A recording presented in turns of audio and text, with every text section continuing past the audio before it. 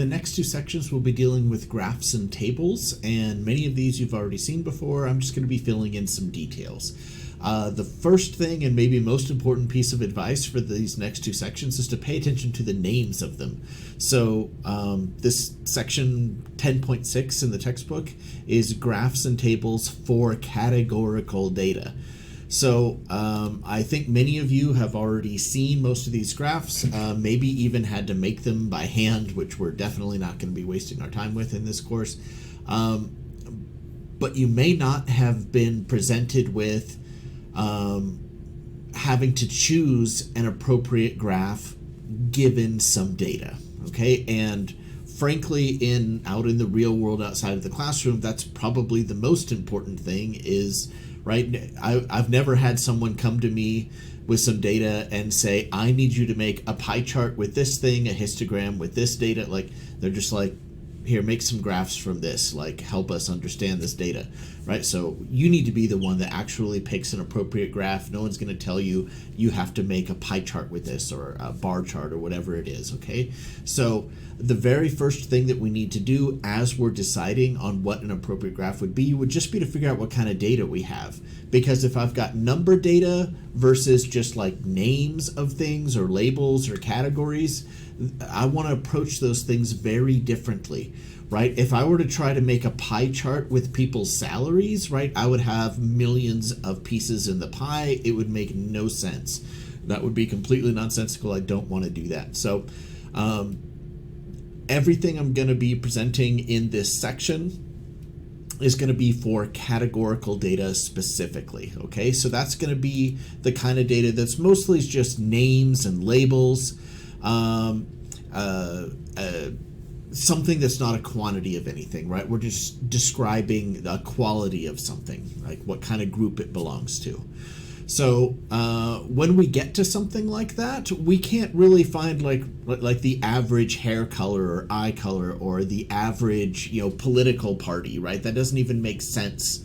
I can't add up all the political parties and divide by how many political parties there are. It doesn't make any sense to do things like an average with that. So we're going to be more dealing with counts, right? I can do that, right? I got 5 spam emails yesterday would be an example of these just simple counts. In statistics and math, we tend to call those frequencies because they're telling us how frequently we got that particular thing, right? So my spam emails, I got 5 of them yesterday. All right, so relative frequencies are relative to the total, okay? So that's what the relative means, and they're just proportions, right? So that would mean that 20% of my emails were spam yesterday. So these are generally presented as percentages, but they can just be a decimal, right? We've already talked about these proportions, right? Like 0.15 would mean 15%, right? It's just a different way of representing that same number. But we generally see these written as percents, right? And the reason I'm discussing that right now is because all of the graphs and tables we're going to be dealing with categorical data are going to be presenting either those frequencies directly, just the raw counts, or those relative frequencies, which are proportions. So the first one we're going to talk about is frequency tables. You've seen these before, maybe didn't call them frequency tables. That's fine. I'm just going to give you an example of that so that we can see what's going on with it. So as I look at this, we're looking at STEM majors at a college, right? We've got biology, chemistry, engineering, math, physics. These frequencies will be the counts for those different departments. So let's say there's 25 chemistry majors, right? There's 40 math majors, right? So these are just how many people there were in those departments. And this relative frequency is just expressing that same thing as a percentage. Okay, so 8.3% of the STEM majors were chemistry, 13.3% were math. Okay, so Those are just what those numbers in the table are, but I want to extend that just one step further because this is actually a fairly straightforward table. And to be honest, all graphs and tables should be straightforward, right? The whole point is that we're going from just some data, right, like a big long list of things that's not easy to interpret, to something that I can just look at directly and immediately get some nice, useful information where I understand it very clearly. Okay, so that should be like our most important aspect that we're looking for in a good graph, or table in this case.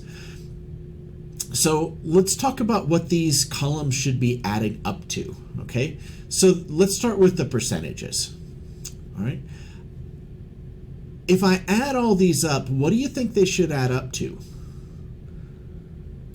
Think about that. So this is what percentage of the total, right, we have, right? 43.3% of STEM majors are majoring in biology. If I add all this up, shouldn't 100% of people be listed here somewhere? Right? So these relative frequencies really need to add up to 100%. Okay, so make sure you're aware of that fact, because, for example, if I just left one of these numbers blank, you could fill out the rest of the table. Similarly, what is the frequency column going to add up to? Well, that won't always be the same number, but it's always the same interpretation of what that is. So as I add all these up, right, 155, 235, 300, okay, so there's 300 total here. What does that mean? That means there are 300 total STEM majors, right? 300 total people like in this analysis, right? 300 people we're looking at total, right? So this should be how many total people were in our sample were in these STEM majors in this particular case.